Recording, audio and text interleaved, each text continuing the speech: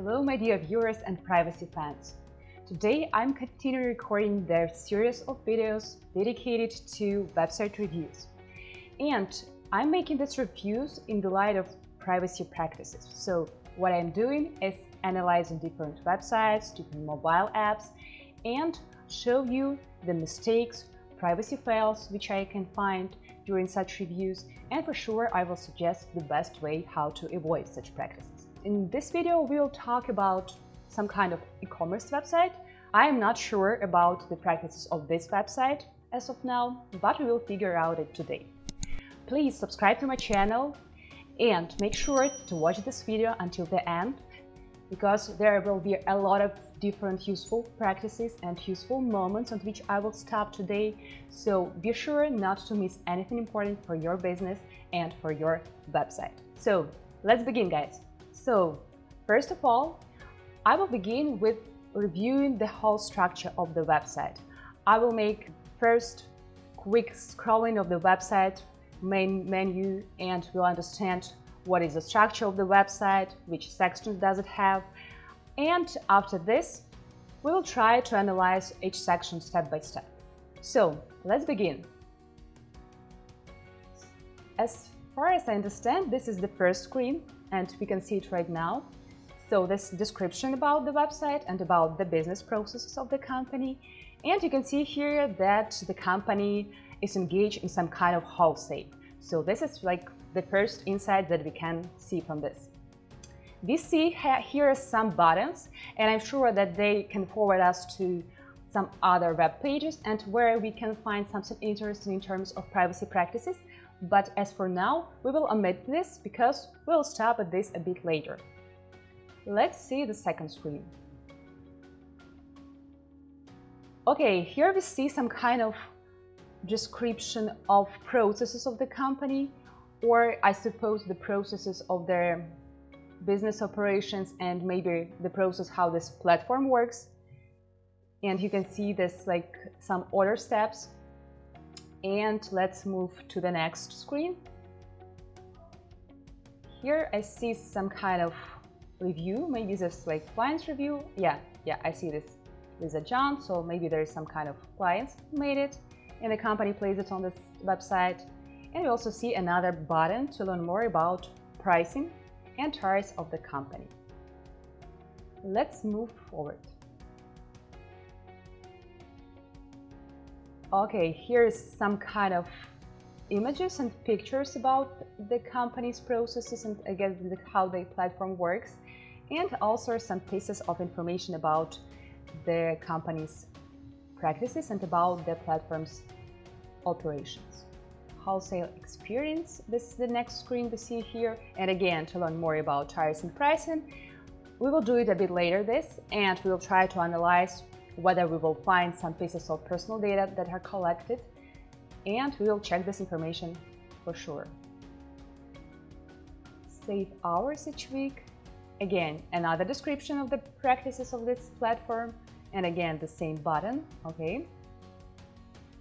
Okay, here we see the embedded video from YouTube, and it means that this website for sure collects some places, some third-party cookies, and in this case we speak about YouTube particularly.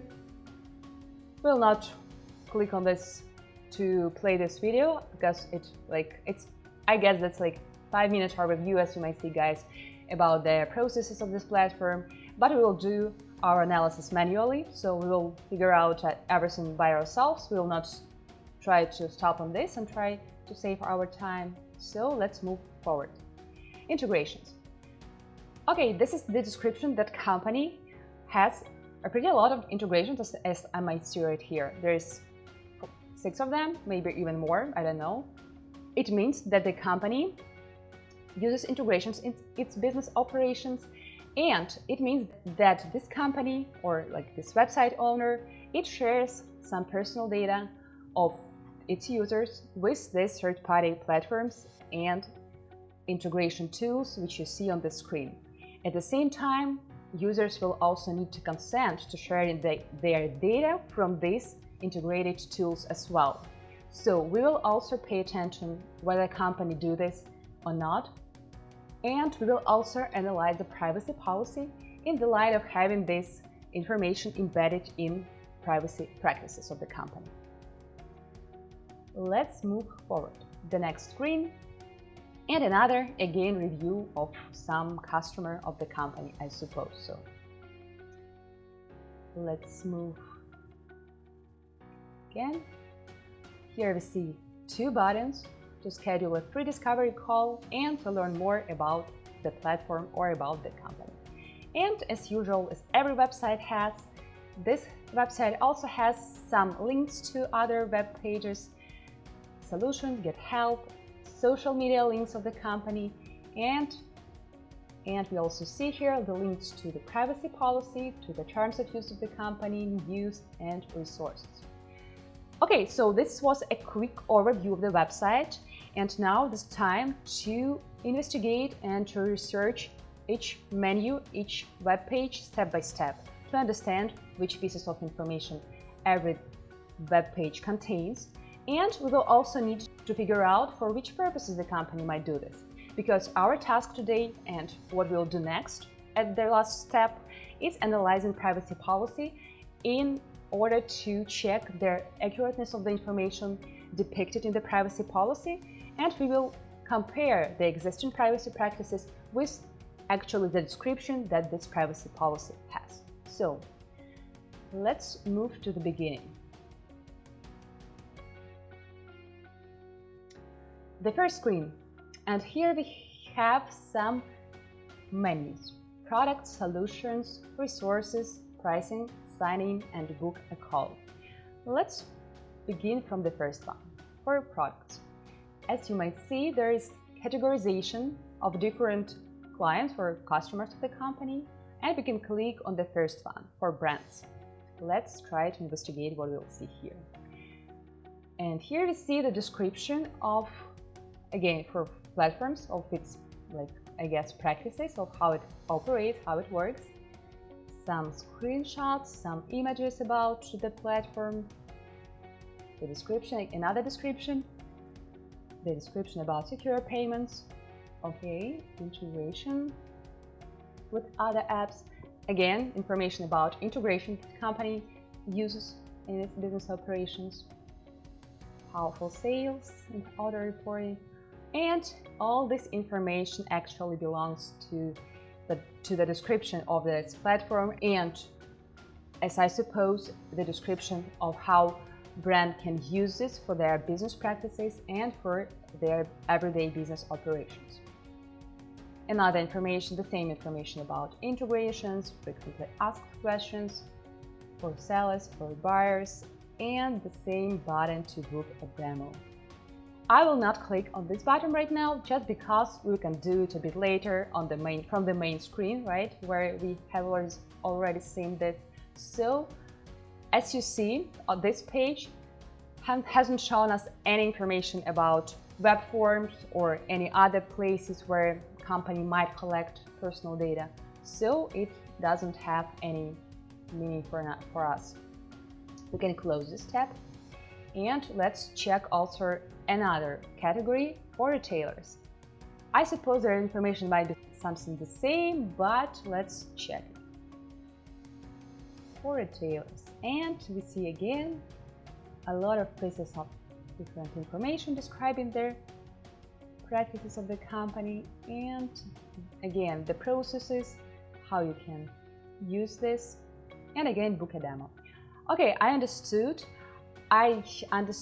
that this actually section with the products and with categorization, it doesn't have any pieces of website forms or any other places where the company might collect personal data, so I will not investigate it any more, but let's try again and maybe you'll find this here. Okay, so yeah, I've clicked on the candidate for reps and showrooms, and as you might see, here we have another two buttons, and they have also the preposition to start for free, to book a demo again, but also the offer to, I guess, to sign on. Get another description. Easy buying is better buying. Okay. Yep, here. And we can scroll down slowly, not to miss anything important for us. But I suppose that it will be the same. Right, book demo again. And the same section, frequently asked questions. Okay, cool.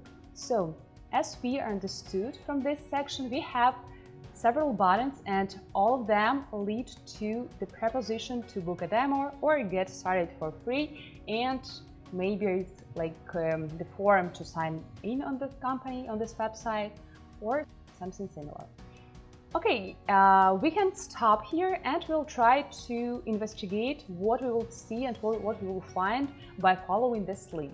So let's start with book a demo link. And what do we have here?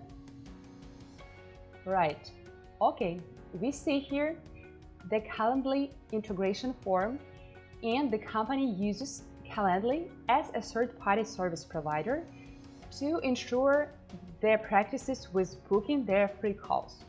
This is pretty general practice, I would say, and a lot of company uses some kind of third-party service providers in order to ensure that they have their meetings scheduled, right? It can be free meetings, it can be maybe sometimes the company offers like paid, it doesn't matter, but it's a real regular practice. In terms of our privacy practices and privacy operations, it's important to know and to point right here that when user actually wants to schedule, and select some date, and I can here also select the time, for example. We see here the first form, which collects personal data. And we see here that this website forms requires users to enter the first name. I guess there is no requirements to enter surname or only name. So I suppose you can use only first name, and also email address. But if you want, you can also add guests. It means that you might share personal data of other persons as well. All bits and pieces of information will be neat, and it's obligatory that company mention them within the privacy policy. So this is the first screen. I will leave it open because we will need to check this information at the later stage when we will speak about privacy policy, right? And when we will go through all sections. And we will make a note right here to remember that this is the first form where we found that the personal data are collected.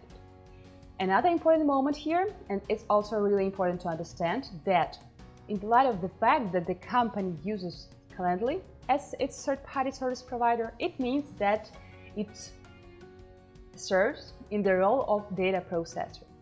It means that the company shares the data of its users or website visitors with Calendly for the purpose of booking these calls. And when we'll check this information in the privacy policy about disclosure practices of the company, we will need to find this information as well. And if not, I will point it out, and I will try to stop at this moment again to remind you about this practice. And as of now, we can switch to the previous page and check another link, and this link gets started for free. So let's try this one. Yeah, so the fact that this link follows us to the signing up form, as you might see, so it's proposition to create an account, and another piece of another scope, I actually would say, of personal data that are collected right here. And here you see another scope of personal data. So the company collects first name, last name, work email, and that is all, because password I will not refer to the personal data, right? So in terms of creation of an account, the company needs you or another website users to fill in this form and to enter their first name, last name, and email, actually work email. And you can see this is a really good practice, but I will also show you what is missing here. This is a checkbox where users need to actively agree before moving forward, and they need to agree to the terms of service. Let's check whether this link works. And yeah, the link works. This is good. It means that the users can review this terms of service. Yeah, they can just go through, they can find some information, read it, and understand how everything works. But the missing point, which I just mentioned, is that this form does not contain the link to the privacy policy. But this is the first thing that the company should put here, because this is the form that collects pieces of personal data. It means that users need to understand how you collect their data, how you process them, with whom you share this data. Maybe you make some cross-border transfers. And for sure, they also need to understand how secure to share this data with you. They need to understand your security practices and other regular information which every personal data shall contain. But this information is missing here. And this is the first privacy fail. So let's move back. And at this stage, we investigated these two buttons, so we can close them right now. And we leave open these two tabs, with the first website form for booking free consultation and the second one for the creation of account. So moving back, and as you remember, we investigated this first section, products. We also have another one, solutions, and another, categories. Let's check several of them. I suppose they might be similar but with different descriptions, so I will not check all of them, but I will do just several. So the first one, let's check this. Another pieces of information, description, catalogs, invoicing. Okay.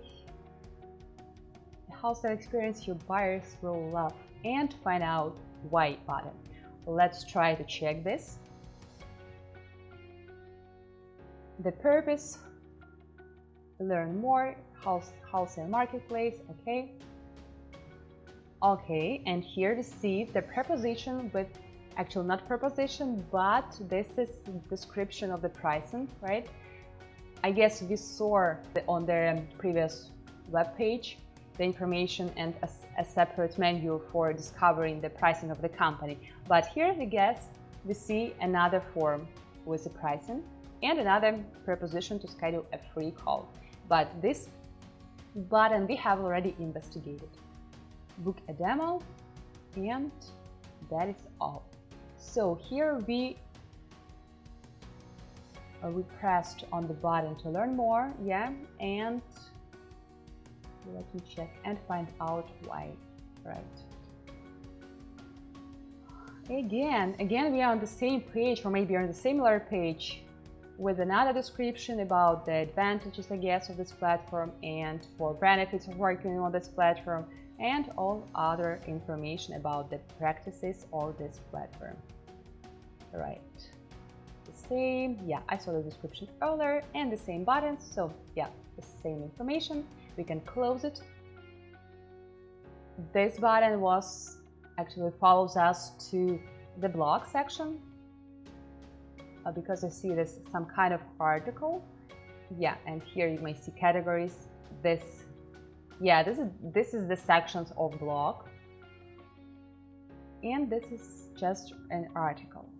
Okay, with no actual places for leaving the comments from users. It means that on this web page we are good to go, so we do not need to sub this here because there is no information about privacy practices or any other personal data that is collected.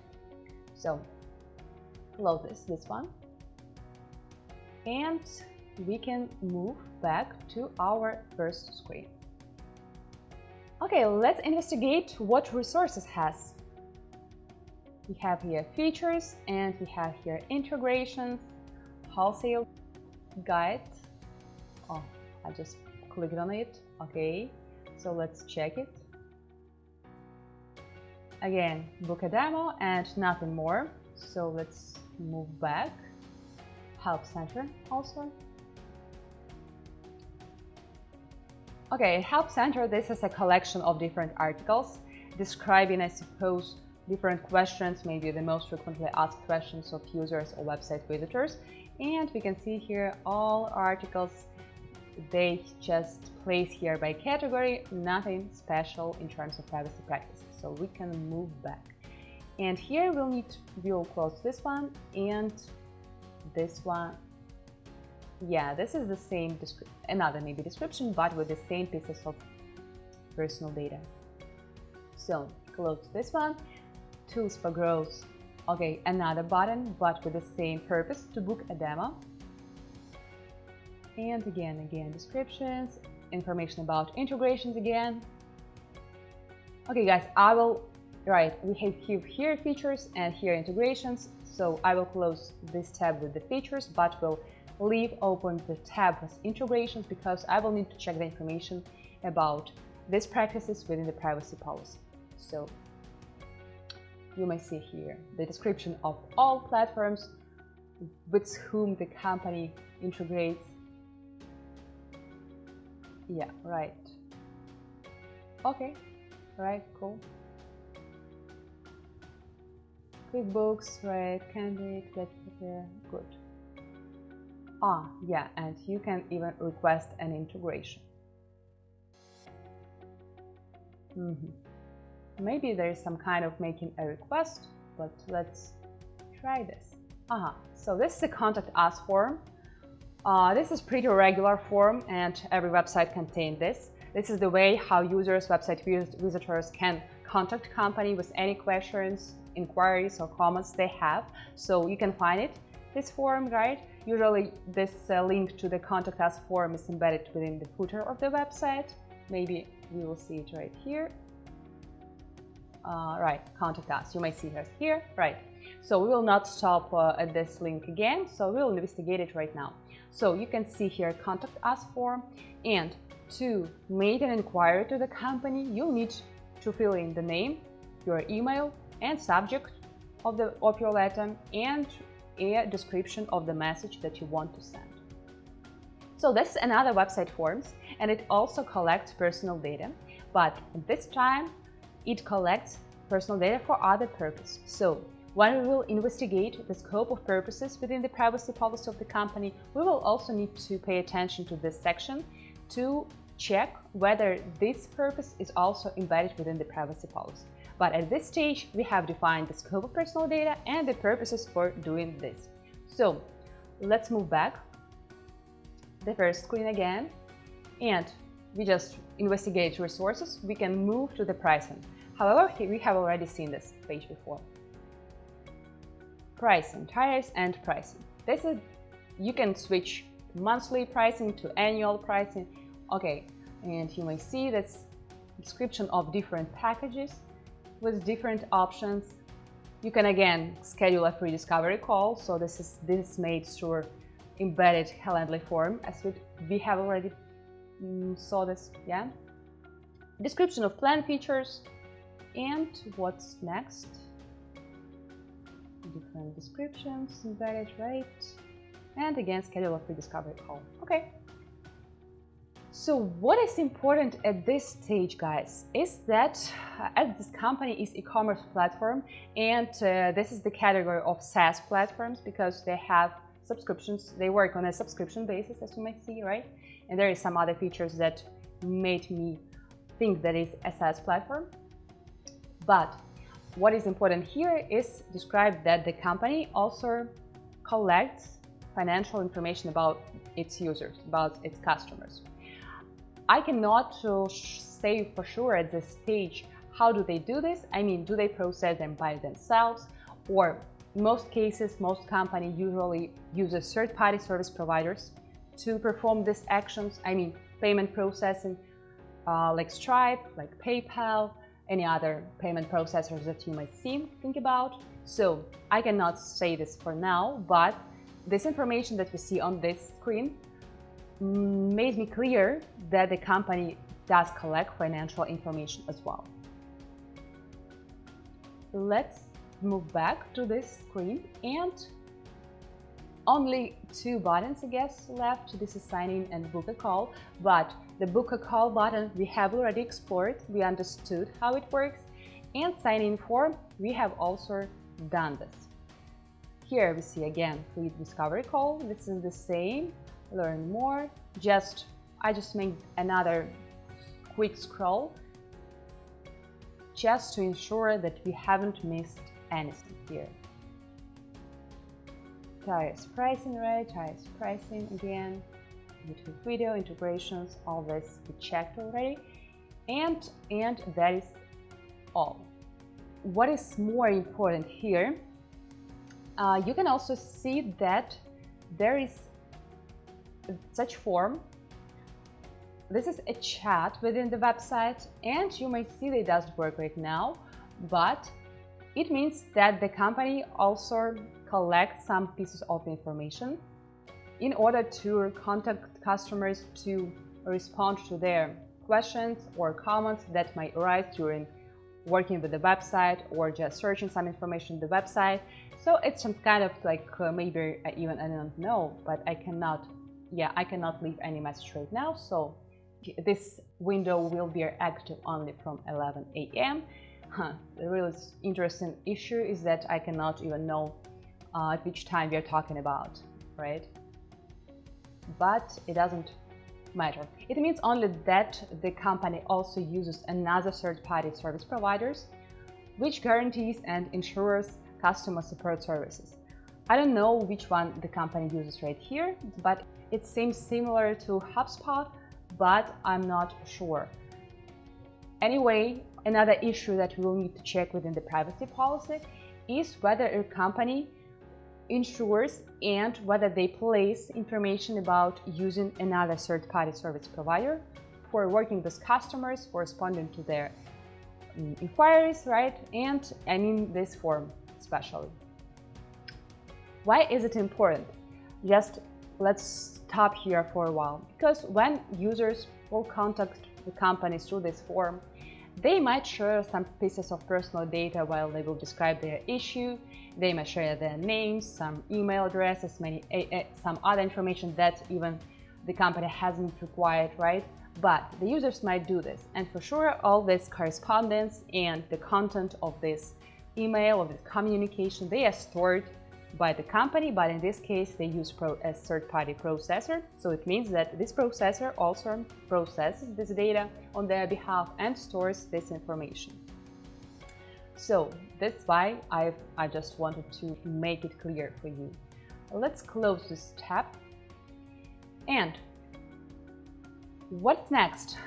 This is a time to explore the privacy policy and to understand whether all business practices, whether all privacy practices and all personal information that we just explored now, whether they mentioned within the privacy policy. Let's do it right now.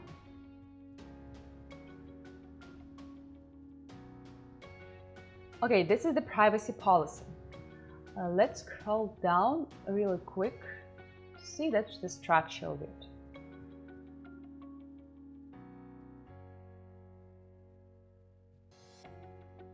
Okay, from the first point of view, it seems really short.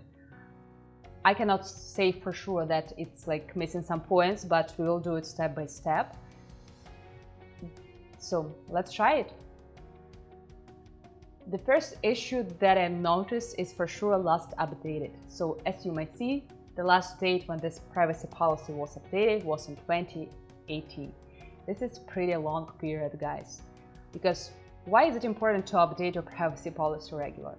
First reason is because your privacy practices change. You use new service providers, you change some website functionality, you place some third-party cookies, some first-party cookies, a lot of pieces of information which might change. And I'm sure that for this long period of time, a lot of information and a lot of functionalities, information have been changed. But this is the first reason only. The second one is that we have also privacy legislation, and it also changes, and it changes pretty frequently. And this reason is not less important, the reason that you need to update your privacy policy. You need to check whether you need to comply with some new pieces of legislation which come in effect. You need to check the previously adopted legislation act to understand whether they made some changes to which you need to pay attention and place it within your privacy policy. So all this you need to check regular to be sure that everything is up to date within your privacy policy. But let's move forward and let's investigate the structure of this privacy policy. The first section, this is usually the introduction, the one that you might see right here. And here you see that the company is a candid company. I do not see the full legal name of this company, so I cannot see as of this stage at what jurisdiction the company is registered. This information is really helpful to understand from the first page to be sure which actually privacy laws apply to the business, and in order to try to understand the whole scope of privacy laws with which we'll need to work. But at this stage, I cannot comment on this, unfortunately. Here we see the description about the services and a really short description of the purposes of this privacy policy. The next section, actually always the second section in all privacy policy you will see after the introduction, is the description of the scope of personal data that are collected. But in this section we see that the company combined the description of the personal data, of the scope of personal data, with the purposes of their collection. And from the first point of view, I can see, guys, that this is pretty short description because it cannot cover all main points. So let's see. You may see the description of the ways how the company collects personal data through maintenance and analysis of service logs via email and other communications, through automated data collection, and through any service or other marketing questionnaires. Okay, so this was the description of the ways of the collection of personal data. It's really important information, and I would say that, for example, Canadian legislation, they have PIPEDA legislation, to be more specific, they have the requirement to highlight the ways of personal data collected. This is not required, for example, in terms of Californian legislation, but it is important in the terms of PIPEDA, for example. But if you have this, it's really good. It will not make any bad consequences for you. It's even better for you. But this section doesn't show me the information that was claimed to be shown, because I was supposed to see here the scope of personal data the company collects and the purposes why they do this. But I don't see here the scope of personal data. I do not see the scope of purposes for which they collect.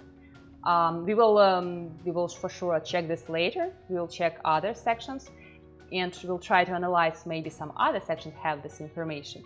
But at this stage, this section is not clear and it's not so developed in a proper way, unfortunately, guys. Another section, cookies. The company describes that it uses cookies on this website. I'm sure that they do, because they claim that they have also, that they make some marketing questionnaires and they also use it. We also saw some integration tools. We also saw integrated embedded video link from YouTube. It means that they have the third-party links, but I will show you how you can do it on your own.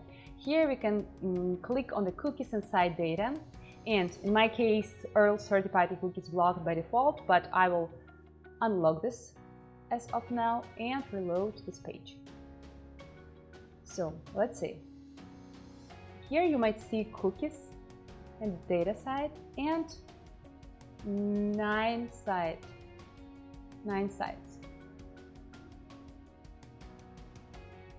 You may see here the description of all third-party service providers who place some pieces of third-party cookies on this website. And we can see here Bing. Bing is the Microsoft project, right? And usually they are used for advertising purposes, for placing some pieces of cookies or other tracking pieces of technologies for advertising purposes, for marketing purposes. It means that the company performs these operations. LinkedIn, Stripe. Okay, I see also here Stripe. It's important to mention that I suppose that the company might use Stripe as a third-party service provider for payment processing, LinkedIn and Facebook, right? So in this way, you can always make a quick check of all cookies that you actually it will not be the full list of cookies, but at least you might have like the general understanding that this website or any other website uses some cookies. So, and this section highlights this information, right? And you may see that the company describes what is a cookie, that they use both session cookies. This is like the types of cookies that like in any practice exist, and the description of what will happen if you reject the cookies, right? The only information that I haven't found this in terms of cookies is that the company has not disclosed how users can manage their cookies. Because if the company from the United States, at this stage I cannot say this because I haven't found information about the jurisdiction of the company, right? Maybe we will find it in the later stages when we will investigate contact pages, for example, right? But we cannot say for sure.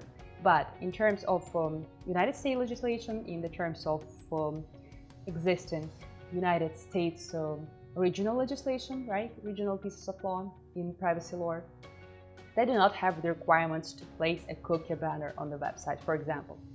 But if the company would need to comply with the GDPR, if the company collects some data from the European residents as well, they will need to implement the cookie banner as well. But here we don't see, and we will not stop at this page here. Okay, next section. This is description of non-personal information, and the company made accent about the collection of the information, which in any way cannot lead to identification of an individual, so right?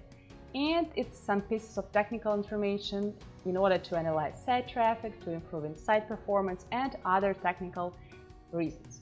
It's also pretty general practice, and usually this information can be embedded in the first section where there is a description of the scope of personal data that's collected.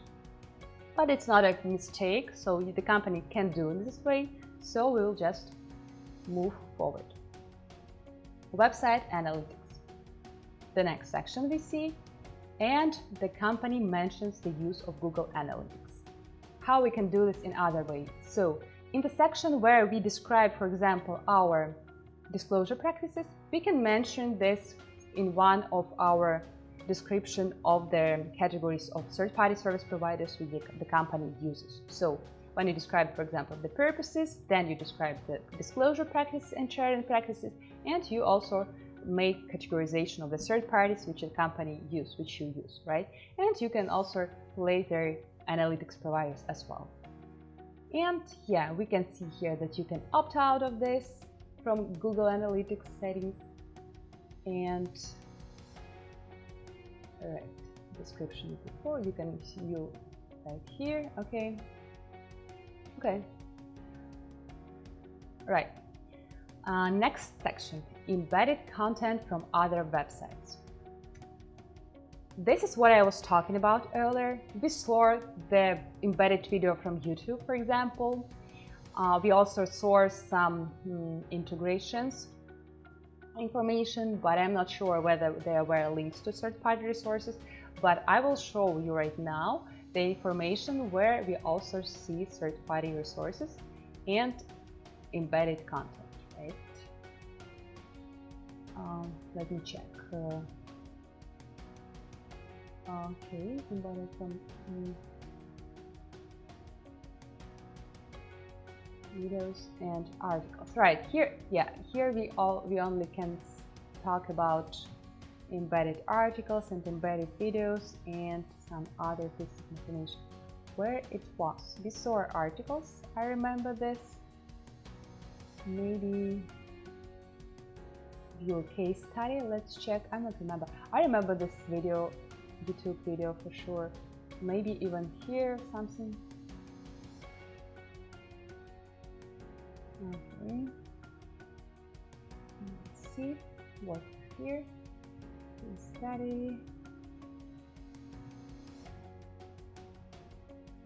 Okay, guys, I will not waste our time to look for another examples, but the example that you may see for sure this is like YouTube video link.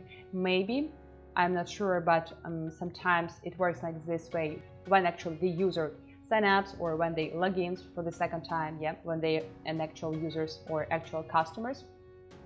And when they have the access to this platform, they may have a variety of functionality of different options within the platform. And I'm sure that there might be pieces of information whether the company has embedded content from other websites as well. So this is what we are talking about. So this is any content which was embedded from other external resources, right? So, and in this case, the company explains that these third-party external resources, they might also collect some data about users, and they may also place cookies. In other case, YouTube also will place cookies. Okay, who you share your data with? This is the section usually describes the disclosure practices of any company. And in this section, you need to categorize the parties with whom you share your users' personal data and for which purposes. This is highly desirable. Let's see what we have here. We may employ third parties to facilitate our services and to perform website-related services. And here we have the description actually for the purposes, right? For data storage. What does it mean? It means that the company has some storage bases, usually it's a cloud hosting service provider, where all data are collected and stored actually. Maintenance services, this is for some technical reasons, right? Database management, right? Web analytics, and we've already seen that we are talking about Google Analytics in this case. Payment processing, right? So that's what I was talking earlier today, that the company for sure uses some kind of processor, payment processor, to facilitate the payments within the platform. So we can see it here. And improvement of the website features. Okay, that these third parties might have access personal information only for purpose of performing this stuff. Yeah, right. So these categories of third-party service providers which company use engage in their business operations, they serve as data processors. Because when we speak about the company, when the company decides which data they want from users to get, so which data they will collect from you, right? They act in the role of data controller, which means that they decide for which purposes and in which way they will collect your personal data. But when they delegate some functions to other parties, and in our case, we are talking about service providers, right? Like Stripe or Google Analytics, they engage them to perform some specific functions. So they do not need them to make decision like about all privacy practices of the company or about all scope of personal data that the company have already collected. They only need them to perform some specific functions. And for these functions, they need exactly defined, like concrete, like accurate scope of personal data. So this is like if we talk about the disclosure practices, right? The next section which we see here, this is how long we retain your data. This is also important section that every privacy policy shall have, and it describes how long the company store your data from the moment when they first collected it. And we see that the company keeps client purchase records for 5 years and analytics records for 5 years. Both this type of data, I suppose, they do not have all types of personal data about which we talked today, because we store different forms, website forms, for different purposes, right? For creation of account, for booking demo, for contact us, and some other forms, right? And we don't see the description actually about the personal data storage, about the term of personal data storage, because analytics records also usually do not contain the whole.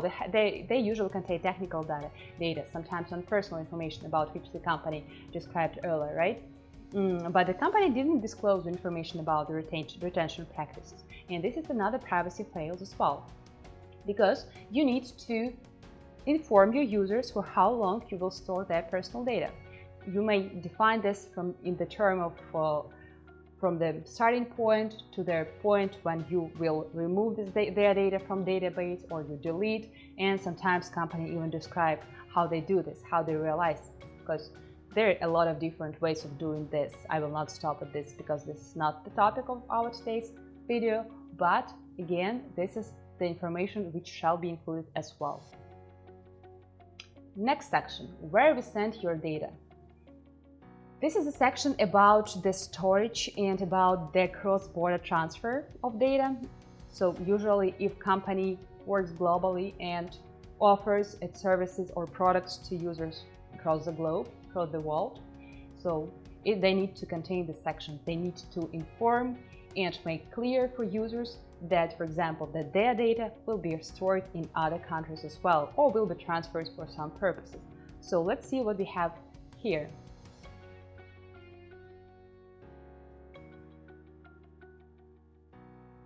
Right, we can see that the company discloses that they might share their data or sell even when they merge or when they go through some kind of reorganization of the company. It's a regular purpose for which the company usually discloses the data or transfers, so this is nothing special here. And they also describes how they store it, right, that they store it in the cloud and the service for our service providers. Yeah, you might see here the information that their service is located in the United States. By providing information, you're agreeing to this, you consent to this storage. So it means if website visitors are from any other country, right, if they are not residents of the United States, they'll need to be sure where the data are stored.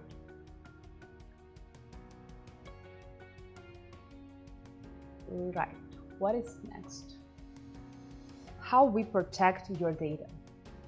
This is information, I guess, about the security practices of the company. This is also very important in the light of most privacy laws of the world. You need to inform your users, your customers or website visitors just that made this for the first time, how secure to share the data with you, right? And it's highly desirable to describe even the examples of the technological measures which you use, security practices which you implement to be more transparent with your users and with your customers. And here I see the information about some types. Actually the only one type of measure that the company stopped here and described only encryption. It's really frequently used practice and most companies use this one. And the company also makes some disclaimer, which all companies actually do usually, that like any transfer of information within the internet, it cannot be 100% secure.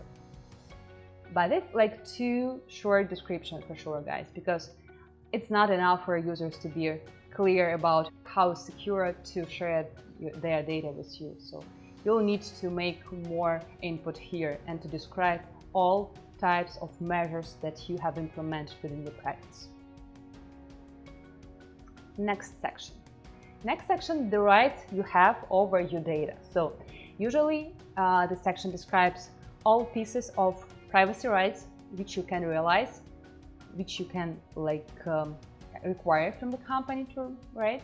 And what we see here only 3 privacy rights. This is requesting your personal information. There's the opt-out choice, right? And corrections and deletions. The interesting issue here, guys, is that it's really difficult to analyze this section at this stage because I still cannot understand from which actual jurisdiction the company is. I suppose that it is from the United States.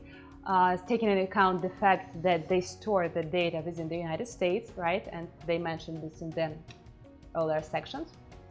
But the piece of the scope actually of privacy rights that users have, it depends on the jurisdiction about which we speak about, right? Because if we speak about, for example, European residents, they will have a really broad scope of rights. There is 7 or 8 rights. And if you're actually a subject of the GDPR, you will need to prepare a separate section for them to ensure that all these rights are guaranteed by your company. Or if you speak about Californian residents, if your company is subject to Californian law, and there you need to remember that it's not only about CCPA law, there are other laws as well. So for example, you can be exempt from the need to follow the CCPA, because usually it applies to only to the big companies with really high financial metrics, right? But you can be subject to, for example, California Online Privacy Act, which was the first act to be adopted. And at this stage, it's really difficult to understand which privacy laws the company needs to follow and which scope of privacy rights it shall ensure for their users. But anyway, let's analyze this one. Let's analyze what we have and try to understand. Maybe you'll understand from the description to which laws the company referred to. So, request of personal information. Users can request a copy, and you will respond to your request within 30 days. We also see the contact email by which users can actually make this request, right? And that is all good. Another right to opt out or choice. You have the opportunity to limit the personal information you provide. Okay. Yeah, this is about the marketing email, about promotional communications. It's regular practices, or when you collect data for marketing purposes, for direct marketing purposes, you need to make your users actively agree to these practices. But again, different privacy laws have different requirements to ensure this right. So, for example, if we speak about GDPR, it will be more strict. But if we speak, for example, about Californian law, it will be not such strict as in the GDPR, right? And in this case, we will also cannot analyze this section in a really broad manner because of this reason, right? Corrections and deletions. This is the last right that the company ensures for its users. An interesting point is that the section is called corrections and deletions, but you may see here that users can also access their personal information by sending a request. And actually, access, it refers to requesting your personal information, where you can request a copy, right? Or right-click request or right to access. They are similar with the same meaning, but it shouldn't be here. Deleting information, right, and request. See here, the company doesn't provide the time frame within which it will satisfy your request, any request of this right, and they refer to the applicable law, but we still doesn't have any sense which actually law applies in their case. So it's difficult to say for sure how long they shall respond. Okay, maybe we will, again, as I said, maybe we will find this information in the last section. Sometimes it happens. Our policy to work towards children, the next section. So this section describes the practices, whether the company collects personal data from children or not.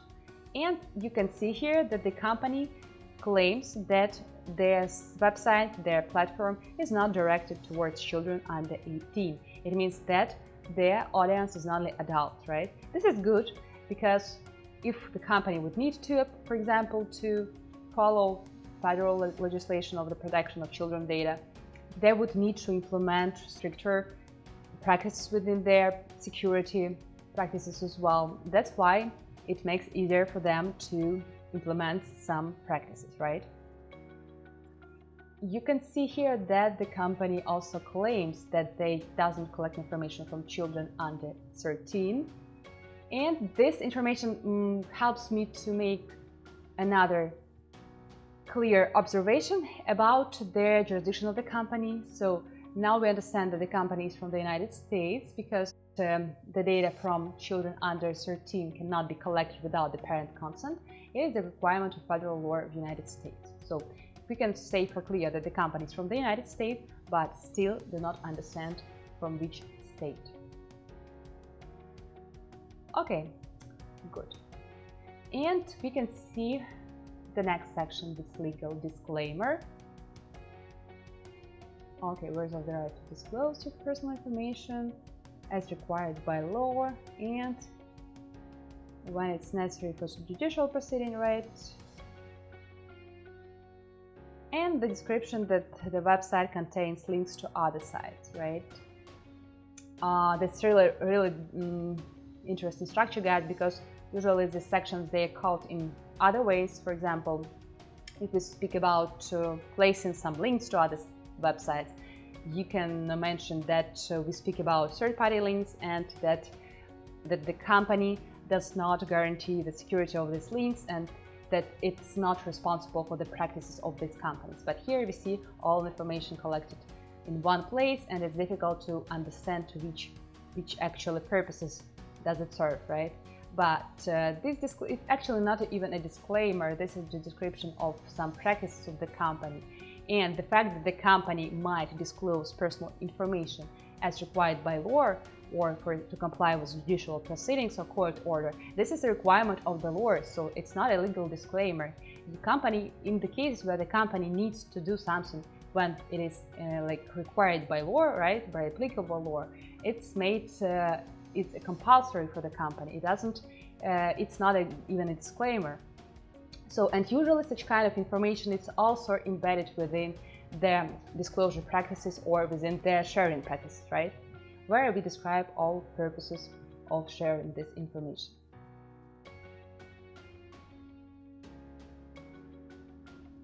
And when we speak about third-party links or links to other sites, I can show you when we saw this. Let me show you. You can see right here on the footer of the website, there is some kind of social media links. I suppose that they follow to the social media resources of the company. Let's check. Right, you can see here. You can see here that Facebook page of the company and Instagram page of the company. So all these links lead us to external resources, and this actual information that we saw right here, this is like the description of these practices as well. And the last section of this privacy policies, changes in the privacy state. The company claimed that they might make some privacy changes, right? Some changes to this privacy policy from time to time, and for sure the reasons may vary. This is absolutely normal. But the issue which is not clear as of today is why it was last updated in 2018, right? And as you might see, guys, we haven't found information about the jurisdiction of the company, and we also do not see even the separate section about the way how users can contact the company.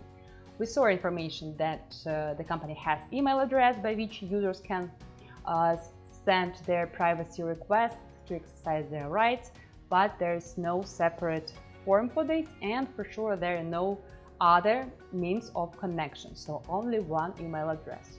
Again, I will not analyze whether or not this is absolutely compliant, because I cannot say for sure which scope of personal laws apply to this business in this case, because we still do not understand what audience from which countries the company collects data. But I will just mention that some laws have the requirements. For example, the same Canadian law has the requirements to get at least 2 means of connection, including actually phone numbers. So, by summarizing everything today, I want to point out again several crucial moments.